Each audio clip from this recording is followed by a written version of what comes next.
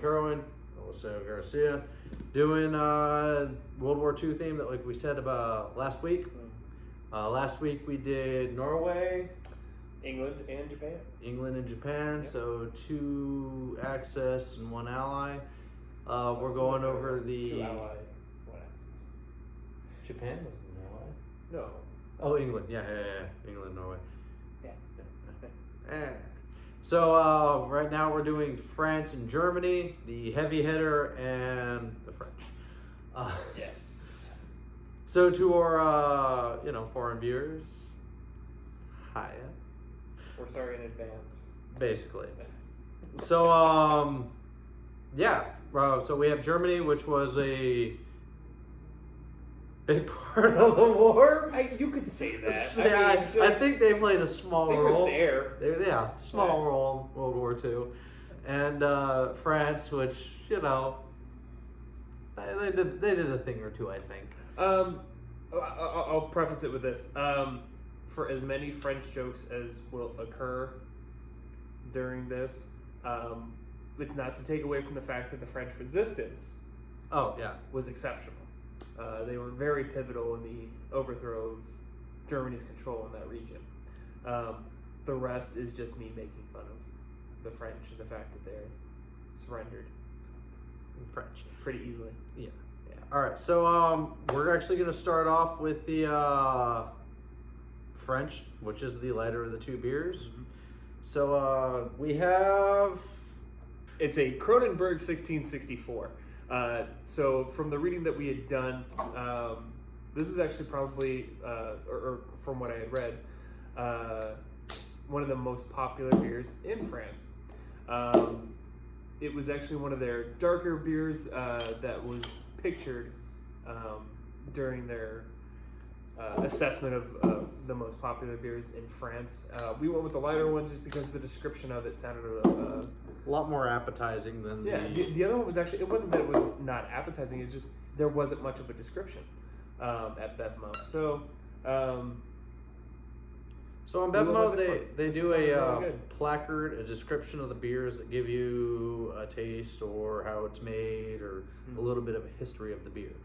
But for the 2 brands of the beer that they had, this one had a way better description. The other one was a bit too vague.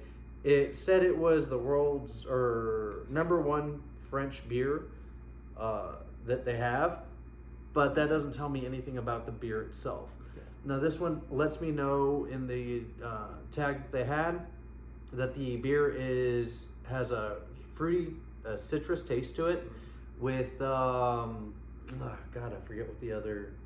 Well, you had taken some photos. It's of it. Orange and lemon taste that this beer has. So that's the citrus taste that it has.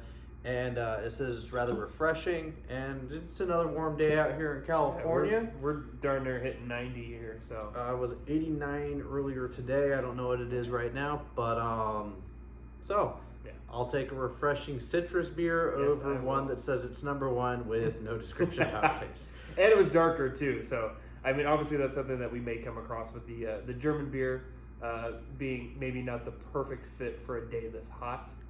And I'm a big fan of citrus beers in general. I like stuff that's heavy on flavor. A lot of the lighter beers do run into trouble when it's just too watery, very thin beers. And the Japanese beer last time was kind of the same that way. Yeah, just real. That beer had no flavor to it. I mean, you can run into light beers that have a nice flavor to them. They even have hints of flavor, but that was more towards drinking damn near water, in my opinion. I mean, maybe it's something they play beer pong with in Japan.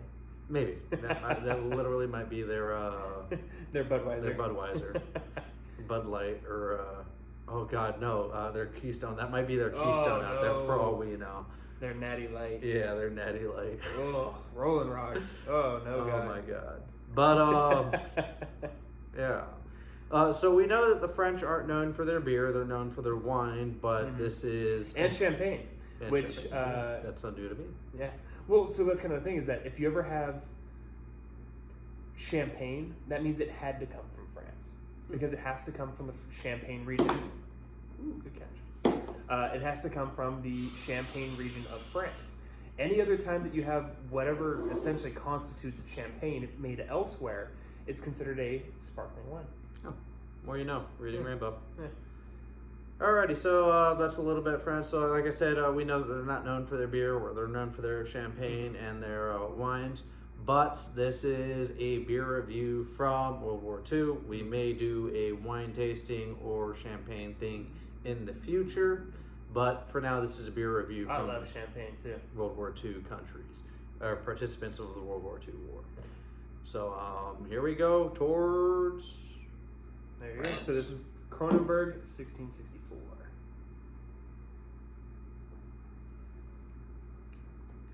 Oh, that's good.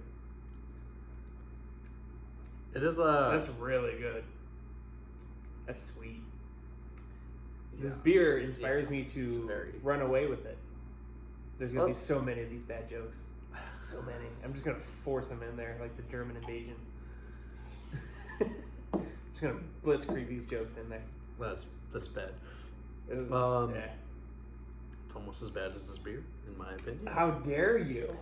Ooh, the rift. Right? I think I might.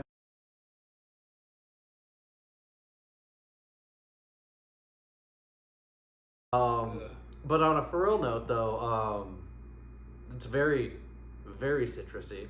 It's refreshing. I'm gonna say it's refreshing. Very refreshing. But throwing this out there, I was drinking Coronas about an hour ago, so the refreshingness might be from the relief of not drinking piss water. Yeah. I like it. Yeah. You get a lot of that lemon. There's a couple of the every summer. Man, I'm gonna get that wrong. It's like Krugels or something like that. They come out with a lemon shandy. I'm just not a fan of it. It's super watery. It doesn't. I want something that's. If you're gonna call it a lemon shandy, maybe I just don't know enough about what a shandy is. But I want like an I want like an alcoholic lemonade almost. Mike's Hard? Man, not that bad. Actually, a big fan of Mike's Hard lemonade. I mean, they're good, but something closer to a beer than like the cider. I mean, that's almost like a soda. You know what I mean? Yeah. Well, you can drink a couple of them without I getting don't know. wasted. I'm kind of getting like grapefruit too. Well, all right. So this is good. So far on this profile of this beer, what I'm getting is a lot of. It tastes similar. No. It's refreshing, just like the Norway beer. Because it's light, it's crisp, and it's very cold, which I like. Yes. So both of these beers, we actually did our research this time, are supposed to be drinking cold. And like I said, this has a light, refreshing taste, like the Norway, which was Olgerd, name of the beer. I think it was it Einstock? Einstock Olgerd. Einstock. So it's refreshing, just like that, but it has heavier notes of citrus in it, which I'm not personally fond of, but it's, like I said, very refreshing. Appeal to somebody. As a beer. I wouldn't keep it in the fridge as a regular. But would you have it on occasion? Oh, yeah. Barbecue? Like a light summer barbecue where you have friends over for burgers, definitely would do that. I don't think I would have it just stocked regularly. If I had the means, I'd damn near have a Bevmo in my house. Yeah. True. But and this might sound weird. I'm a big beef guy. But this seems like it would go good with chicken. Yes, I was about to say that. I was like, beef, no, chicken. Yeah. So like a grilled barbecue chicken. No. That just sounds good in general, but there's a chicken burger, like a chicken fillet. Chicken patty. Yeah, like a chicken fillet, or like on a nice sourdough bun with lettuce, tomato, and a red onion. Would be amazing with this beer, but I would not eat red meat with it. I also would not go pork with it because it's just It has a very when you drink it, you'll imagine in your head, yeah, this would go great with chicken, not fried chicken. No, fried chicken, lean chicken. That's too, because I don't know, the concept of like grease and breading just doesn't sound. It's too refreshing for it. Yeah, it doesn't sound like it would mix well. It has great color, as you can see. It's kind of milky, yeah. It's not a clear beer. It's not golden. Yeah. It's good though. Like wheat. It's like the color of wheat. I'm not entirely sure if this is a wheat beer or what type of hops they use. I forgot to do the research on that. Comments down below if you know. I like it. All right, so French in the war. I know they came up with parkour to run away from the Germans, which is a legitimate thing. Like 95% sure. No, I do know. I forget where that joke comes from. Of course, it was invented by the French. Oh yeah. No, well, parkour was invented by the French, and it was a tactic used to get out of battle. So it was to get out of battle, but it was also so they could do their sneak attacks and run away. Is it really? Yes. It was their soldiers were trained in it. That was their version of Spetsnaz training. Yeah. Like the Russians received. It's kind of like I imagine less rolling down staircases and more. I don't know hopping over them entirely. Ever seen the like Al Qaeda Special Forces training videos? I've seen a couple. They're hilarious. Pretty bad. I imagine the original training of parkour like that. A lot of concussions. Oh yeah, definitely. A lot of broken limbs, twisted ankles, and what have you. But also you have to imagine the battlefield that they were fighting in was blown out buildings where you could jump, and buildings are very close together out there. Yeah, just artillery pockmarks everywhere. Oh yeah. So I mean that you can't use a regular GTFO tactic. Yeah. GTFO for non-Americans, get the fuck out. No, not the non-Americans. It sounded like you say, "Hey, non-Americans, GTFO." Oh yeah, no. That's what it means is get the fuck out. GTFO. Yeah. So I don't have a great command of the English language, but that's how you know I'm an American. How many languages do you speak? English, mostly? Kinda. Like half of one. Terrible. That's why we have such a bad reputation across the world.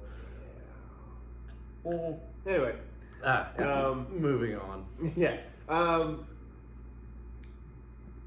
France is one of those ones that we always like to poke fun at. However, the treatment that they received at the hands of German advancement and army and stuff like that. Well, they were hit hard. Oh, they got nailed to the ground. They were hit one of the hardest, which is a big thing to say in World War II, is to say you were one of the hardest hit countries. That's a big thing to say considering how many countries were hit by the Germans on a full-fledged invasion. Yeah, that Blitzkrieg specifically was. Yeah, I mean they weren't lightning assault. They weren't given it perfectly much to do. Like they put up as good a defense as possible. Yes and no. Hmm? Yeah. So when they say they surrendered in pretty quickly. So, but the French aren't known for their military standing. No, well, that's kind of the thing too, is that they didn't have much resistance to put up in the first place. They didn't have the financial backing given to their military. There was a whole slew of factors that and they weren't set up for war. The French they were not on a war footing. But the thing is too is that they also when have the French ever been set on Vikings? Man. Other than that, they've never been on a war footing since modernization. True. You know what's kind of funny is that on eBay, I saw this whole case of French rifles being auctioned off. It was really awesome. In the description, it said that they were never fired, only dropped once. Yeah. Oh my god. Yeah. I told you those jokes were coming. What does kind of bum me out is obviously the fact that they didn't win the Olympics. I mean, they're so great at running away. You figure they'd hit that every time. No, I mean, obviously everyone knows that, Americans were the first to land on the moon, plant our flag, all that fun stuff. Just very phallus. the bummer is, I don't know, if your phallus looks like a flag, you might want to see a doctor. Ah, okay. Come on, there now. you go. I stand by original statement. Difference between men there. The bummer is that solar radiation, because the moon has no atmosphere, has bleached the flag, so it's white. Now it looks like the French got there first. Oh, that's fucking Jesus Christ. Longest joke said. Ah, so good. But it's okay. It's okay. We have Worth it. the French national flag. Oh, come on. That's you just had props. That's pretty good. That's pretty good. From the French, we got the Statue of Liberty. And that's true. Did you Very know that true. the Statue of Liberty was not originally green? No, it's bronze. Mm-hmm. And it rusted. Well, it Eroded. Yeah. And did you know that every, I think, decade or so that they clean the shit off of it to make it bronze again? And then it rests over. That is not the original Statue of Liberty. The original Statue of Liberty, if you go to France, you can see it. Oh. It's, I think, man-sized. Ah. I'm 85% sure it's They made man-sized. us a big freaking statue, man. Yes, they That did. thing's dope. Also, they have, so it's bronze out there, and it's like man-sized or twice the size of man, but whatever. It's not the giant thing that they gave us, which is kind of legit. That they have literally a symbol that's now known as America in France, and the French probably see it as us displaying the awesomeness of France. And if that's true, please let us know. Well, and so, and all jokes aside, yeah, militarily, French military. What's that? Some of the greatest art, some of the greatest music. That's primarily what they're known for. Architecture is fantastic over there. So when it comes to the arts, the liberal arts part of it, they got that shit on lock. Not thespians. What are the artistic Greeks? Not the Spartans. The Spartans hated them. Artistic Greeks. It's not. I mean, thespians were, that's more Shakespeare. No. Thespians it's a fucking running joke of the artistic. Jesus, what were they called? They're in 300. I couldn't tell you. All right, fuck it. I'll remember at some point during this video, and it will literally just come out as a mouth shit. But that is what it is. Alrighty, so that was the French beer and our French flag here. It's not a French flag, it's actually napkins to clean out our fucking cups this time. Yeah. So we can actually have cross-contamination between flavor profiles. So here we go, cleaning our things. That's one, two to dry. Yeah, look at me, being all forward thinking and shit. Mm-hmm. So next we're trying up our German beer, which is Celebrator. Wow. Doppelbock, finest Bavarian Double Bock, Anger Brewery. Anger. Yeah. Yeah, we don't speak German. We're not that angry. Really. All right, now you can see how dark this beer is, and this. I love bocks. They're sweet too. This bottle has definitely a lot more going on the label here, and they actually got a slight description in the back. And a cute little horsey. And a cute little horse on the tag. Is it a horse even? Oh no, it's some kind of. It's a ram. Yeah, some kind of ram. Let's see what this says here. Dark, malty, and rich. Mm-hmm. And so that's why typically bocks are not. I mean, they're almost seasonal when it comes to winter. Well, when it comes to most countries other than Germany.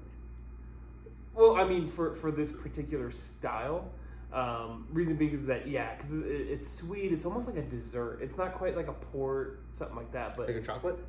So that's the thing is that a lot of bocks, they have either specifically a chocolate infusion or flavor to them, or just like the hint of chocolate, or like it gives you the taste of chocolate to it. So that's why whenever it states that it's rich, obviously like a good piece of dark chocolate is obviously it's a little bitter, but it's very rich. Think like a cheesecake kind of thing, you know.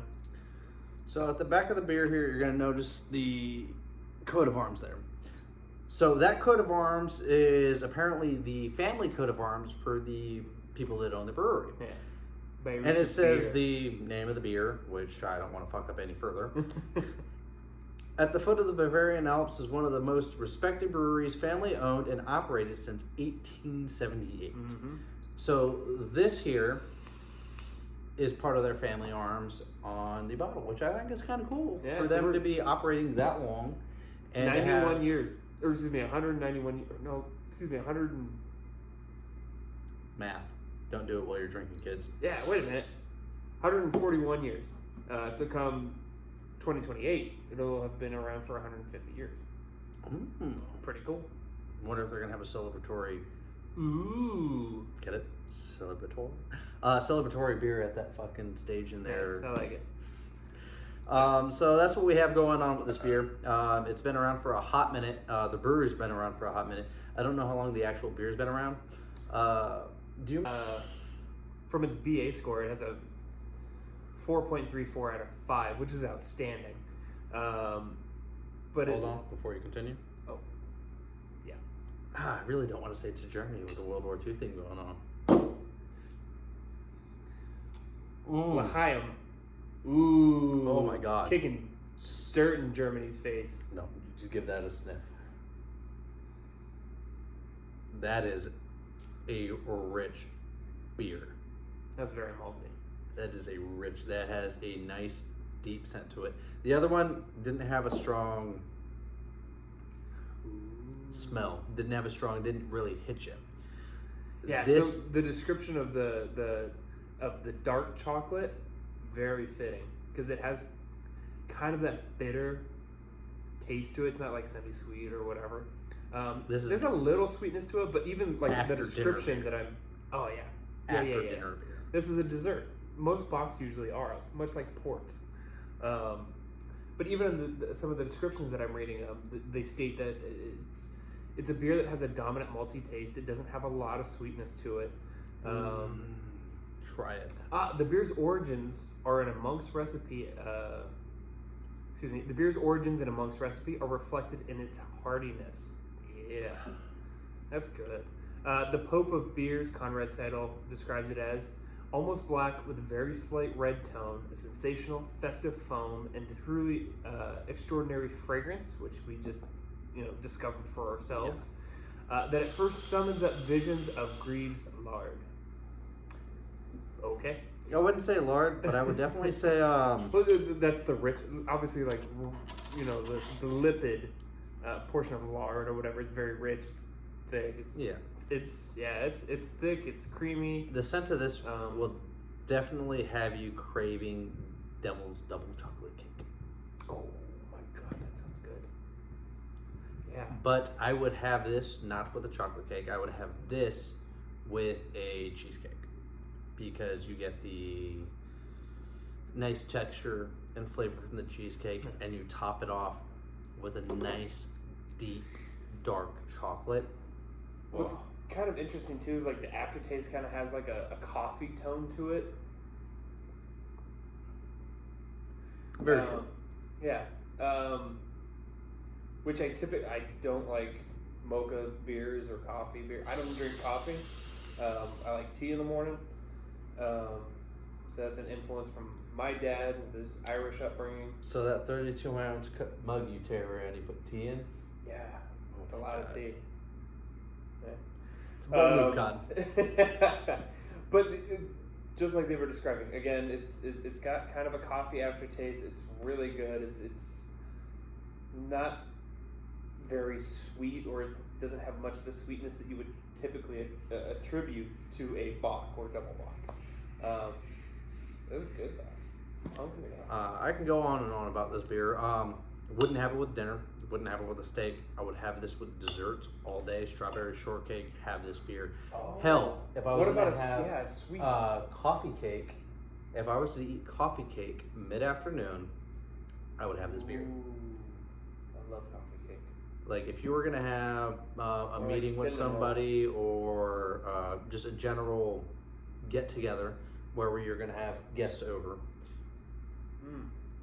I would serve this beer with a coffee cake or a crumb cake. This would also go fantastic with a crumb cake. Not a German chocolate cake. That's too much chocolate. I would put this in a German chocolate cake, though. Ooh. I would put this in a German chocolate cake. That would make it so You know what rich. kind of reminds me of too is you've had like rum cake and stuff like Yes, that. yes. Yeah. I mean, obviously you get depending on how much rum you use, whatever. But it kind of like it gives me that feeling too. I think it would be good with a rum cake. Oh, I would eat this. I would eat rum cake. Oh. Now we can go on and on about this. I'm gonna Who go wins? ahead and be preemptive about this. I'm sorry, France. You lost again. Well, because I'm just between the two beers. That's not a contest to me at all in the slightest. Damn it. Now we're gonna go ahead and mention Germany's small part in World War II. Tidbit about Hitler. So Lost a nut in World War I. little tidbit. Little tidbit. Boy, I as feel if there aren't enough documentaries and books and synopses about this giant overblown douchebag. Well, all right. His espouting of the Aryan race when he himself didn't even meet the criteria. It wasn't so much His that grandmother was Jewish. he was pulling. He's Jewish. He was a terrible human being. But the reason why, historically said, the reason why a lot of the Germans followed is because he was pulling them out of repression. Economic repression. Well, and so that's kind of the thing too, is that war stimulates economy. Whenever there's that's an unfortunate fact of human life is war stimulates economy. I mean, fuck, look at America right now. Oh, for sure. Yeah. Man, not to spout it too much, but war stimulates all kinds of stuff. Not just the economy, but technology increases have always come about from the necessity of improvisation and learning, etc. Hold on, stunting that fact. Current war tactics learned that have been proven to be the best tactics or guerrilla tactics in war have come from Afghanistan, which is not known for their modernization. They're actually known for being. Oh, they're the ultimate MacGyvers. I'm not any discouraging any country in the Middle East, but they are third world. I mean, from an economic standpoint, majority of the, not all of Afghanistan, they have their capital cities just like any other country. Kabul. Yeah, which are modernized. Modernized. There you go. And like I said, they're parts of it are, but a majority of the country and the country as a whole is known as a third world country. Mm-hmm. But they have been so successful in war fighting with antiquated tactics, and they keep it simple, which is infuriating at times. We learned, unfortunately, through trial and error, basically. Yeah. Which shouldn't have been trial and error, only because this country's been at war with damn near every other country that's tried to invade it. And this isn't the first time we've been in Afghanistan, too. No, there was in the 80s with Russian backing and stuff. Yeah. Oh, it's been a nightmare for decades. We'll hold off on that one. Oh. But that's what I'm saying is have you tried Afghani beer? No, they don't have beer. At all? As far as I'm tracking, the Afghanistan does not have liquor because it is against Muslim religion. But you can get Pakistani whiskey. Interesting. Okay. More you know. Reading Rainbow. You know there's some dude in a dirt hut out there, you know. Oh, definitely. We have literally, we're going to get hate mail from Al-Qaeda and fucking the Aryan nation's going to be like, no! Hitler had both his balls. Sorry. No, he did not. So he was Austrian. Going on what you were saying about war is needed for technological growth. Yeah. night vision, satellite communications, Oh, all GPS. came across through the necessity of, unfortunately, war. Yeah. But oddly enough, my brother's father, he was actually one of the initial engineers on the first GPS units. Yeah. So back in the day, GPS units were fucking huge. So what he was working on was to try and to micro them.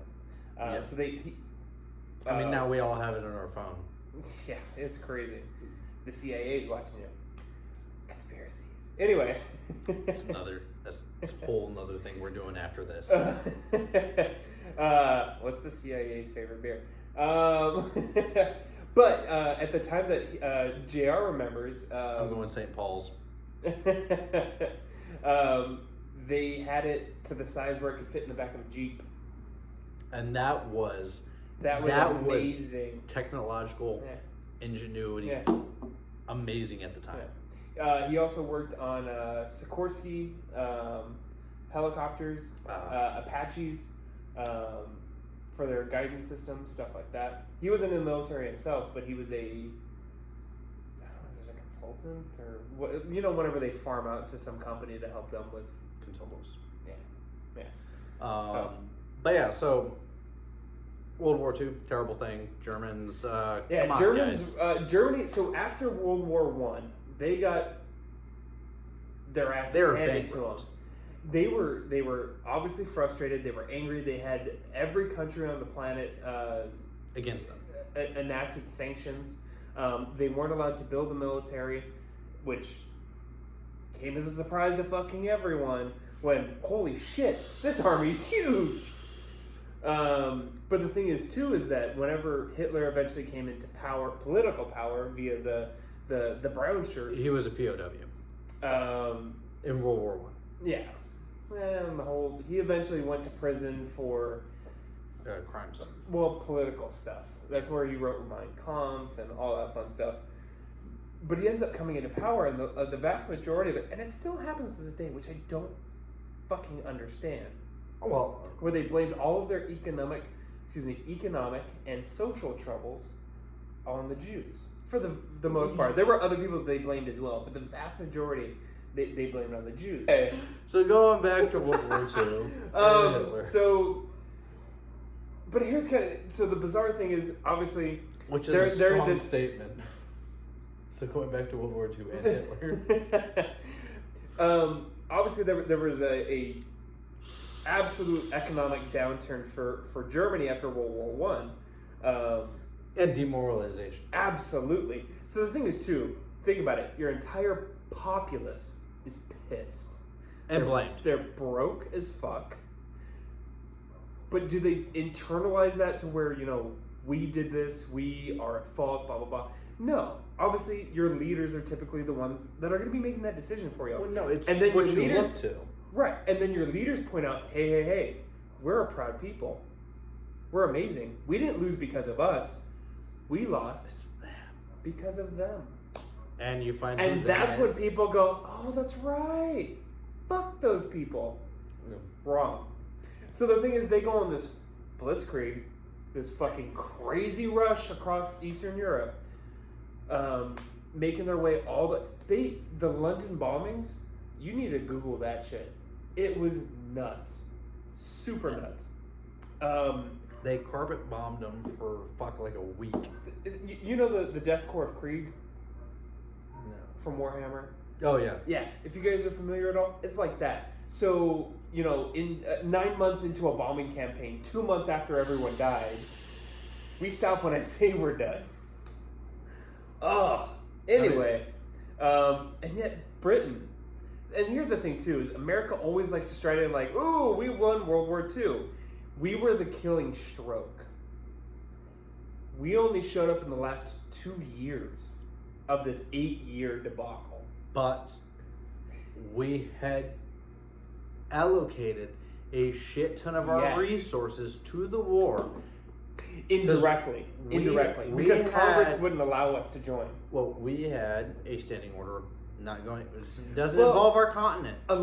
So we're kind of reverting back to that now, where the country back then was very nationalist, where it was isolationist. Where if it's not if it's happening outside of our country, we don't give a fuck. It's happening outside our continent. It doesn't. It doesn't affect us. Why would we care?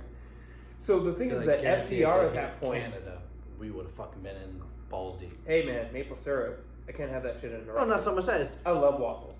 It wasn't happening on our landmass, and that's a very shallow thing to think, but that's that's the way they were thinking. It was human nature. But the thing is too is that we were. But bear in mind too, America was in a weird place too. We were still recovering from horrific losses and disastrous social effect of World War One. Yeah. So many people died. So many more were maimed and came back absolutely. That's actually before the common determination of PTSD essentially came from World War One. That's where they called it shell shock. Shell shock, yeah. Or the 1,000-yard stare. Stuff like that. But the thing is too is so we're still kind of recovering from that. Bear in mind, this is only 15, 20 years later. Yeah. It's a mess here. But the thing is too is that FDR did enact the Lend-Lease Act, which is his kind of way of circumventing Congress in that he had asked permission to enter this conflict with Germany, but wasn't able to. The Lend-Lease Act essentially allowed the U.S. to sell arms, implements, armor, tanks, everything. Minus men. Right, minus everything, minus men. It's a great way of putting it. Yeah. To our allies, or to what would be known as the Allies. Yeah. And then eventually we finally, this Hitler guy's a pretty bad chap. Oh, it wasn't that. It's they hit America. Japan went against orders from Germany on their own and hit America. So the similar thing kind of happened in Germany, where all this nonsense goes on with World War II. We do Operation Market Garden, obviously D-Day, or excuse me, well, in order it goes D-Day, Operation Market Garden, which is one of the biggest airborne operations that I think it is to this day one of the biggest. Either D-Day or Operation Market Garden were the biggest airborne operations. World War II was the last war we used paratroopers in combat. You can see somebody with combat parachute on their whatever DD-214. Marines have their no, it's DD-214 as well. Oh, okay. Yeah. So you can see that, but that is not an actual combat jump. We haven't done an actual combat jump since World War II. For combat jumps, the casualty rate acceptable is 30%. Yeah. So what was kind of interesting too, specifically for the airborne, was that there were as many as so you get for your jump badge, you get stars for the number of, well, at least in World War II. Yeah. For I don't know, does that still hold to this day? I don't think so. Oh, okay, so in World War II, you would get a certain number of stars for the number of combat jumps that you had made, and there were people with as many as 3 or 4. And that's fucking nuts. Yeah, if you see somebody with 4 combat jumps, if they're alive today, and you see somebody, buy him a beer and walk away. Buy him a beer. Buy him a. He probably won't kill you now. Pay him for the rest of the fucking night, because Jesus Christ, that's the hardest motherfucker you will meet in your entire life. Yeah. Your entire life, you will not meet anybody harder than has done 2 combat jumps. Legitimate combat jumps. Well, so the vast majority of what's kind of trippy too is that back in the day during World War II, nobody knew what airborne was when they signed up. All they heard was they paid $50 more a month. And that has not gone up much more. You still got combat. No, still get back in the day, standard infantry only got paid $50 a month. Yeah. So that was, essentially doubled their pay. Yeah, but you're getting paid $150 extra a month now. Yep. With inflation and everything, that's all that your jump pay is. And they're still expected of a 30% fatality rate. Yeah. So those take place. World War II obviously comes to an end. Vast majority of which was, while we were the killing stroke, obviously after the Battle of the Bulge and stuff like that. Russia, man. Hold up. Holy crap, Russia. So paratroopers and Germany. They had a gun train. Ah, you mean Big Bertha? Or, what the I hell? forget what the German Big name of Bertha? it is. The but train car. Oof. It was a weapon that could fire across the horizon. It's the first weapon of its kind. And that weapon would have kept Germany winning the war, except for a paratrooper was able to get to that gun and put a thermite grenade on it, and that thermite grenade burned through. If you know anything about Thermite.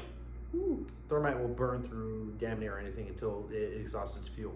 Yeah, it's So- almost as cool as white phosphorus. They put it on top, and it burned all the way through, and it ruined the entire gun.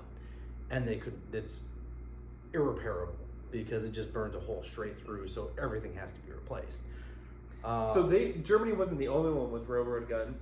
No, but it was the biggest gun. yeah. I'm Germany looking at had it now. the biggest gun. But so a paratrooper was able to get in there, and that we dropped them off behind enemy lines. Paratroopers got dropped off behind their enemy lines. That's why you have a 30% attrition rate. So The Gustav. Gustav, that's There you go, the Gustav gun.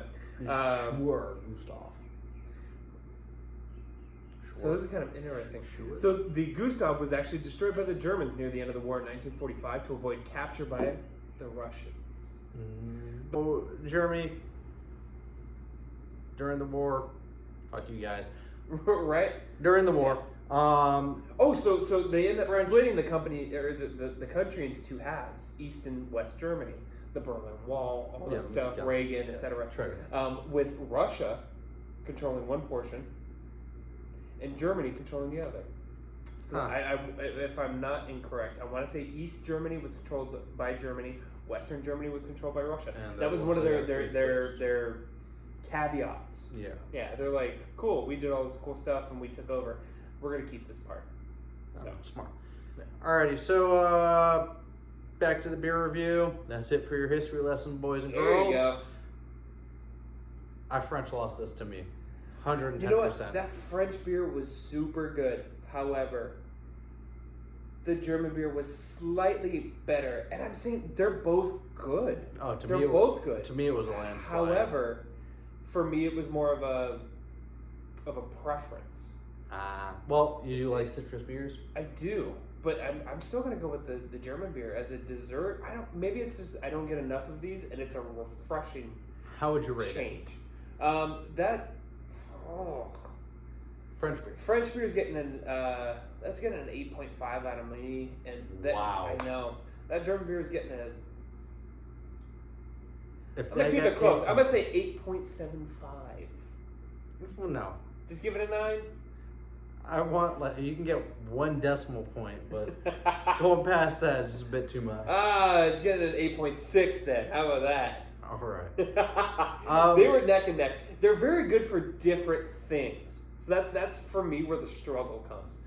Again, if you're grilling and you're making a barbecue chicken and yada yada, this French beer, fantabulous. Wait, hold on. Your barbecue chicken does it have barbecue sauce on it? Yeah. You would drink a citrus beer with? Because it cuts through the barbecue sauce. How about we try it?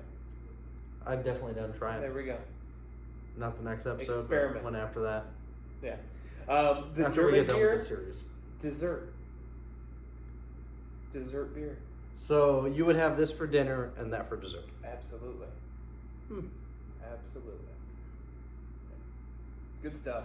I'm going hard 9. Ooh, yeah. Which we were is close. definitely one of the higher rankings I've given. I'll give this a 6. 5.5, 5.8. It was a refreshing beer. It had a nice citrus flavor to it, but I like my beers a bit heavier, and this Which is was perfectly light fine. for me. Yeah. Was light for me. And so that's something that you'll kind of come to find out as we progress and as we do more of these.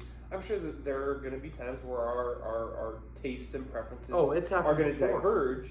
look in the previous episodes, you'll see him give a heavy number where I've given super light. Yeah. It's very light. It's very, like I said, great with the chicken, and I would definitely have that with a chicken burger. I wouldn't eat it with a burger. A chicken burger. Yeah. No beef, no pork. Yeah, definitely no red meats with this beer. Hell, I wouldn't have pork with this beer, which is a white meat. But I'd have chicken with it, as long as it's not deep fried or heavily sauced. If it's a lightly seasoned chicken, this beer would be fantastic with it. Maybe something a little Peking duck. Maybe a little spicy. I could do Lightly this. spicy. I could do this with a spicy, but not like something. Spicy chicken. But not something as tangy as a barbecue sauce. Yeah, maybe not. Fuck it, we'll try it. Good to go. Yeah. But this beer, hard 9 for me. Absolutely good. loved it. I dug it. Beer was rich, had deep flavor, deep aroma, and it's something that you can definitely get into. Yeah. This would not be a daily drinker for me. The German beer would not be a daily drinker for me. No, it's heavy. But dessert and on occasion would definitely Or if you have have it. guests over and you're just sitting around for a short period of time, offer them a beer. This is one you would share. Yeah. If I was going to have guests and we're going to have one beer before we did anything, or like I said before, if I was doing a brunch and we had crumb cake instead of tea, I would definitely offer this beer with it because it pairs perfectly. Yep. With snacks, desserts. I'm absolutely desserts. Yeah. Pie, cake, no ice cream. Yeah. I'd go in Ella mode with that. Well, no, I would definitely do a beer float. A beer float. With that beer. There we go. Yeah. Alrighty, so from Hyenas Den, I have a 9, 5.6. Oh, you mean 6.5? 5.6. Ooh, it went down at the end. So again, I have my 8.5 and my very close, either an 8.5 as well, just depending on the situation, or a 9. Ugh. Damn it, Germany won again. It beat the French. I know, right? Poor French bastards. I mean, they put up a good fight here. Hell, if you could have carried this over to your war fighting, probably wouldn't have done Can't fight drunk. Why fight at all? Damn right. Alrighty, so from your gracious host from America, I'm Bradley Kerwin. Garcia. Have a wonderful rest of the day from Hyenas Den.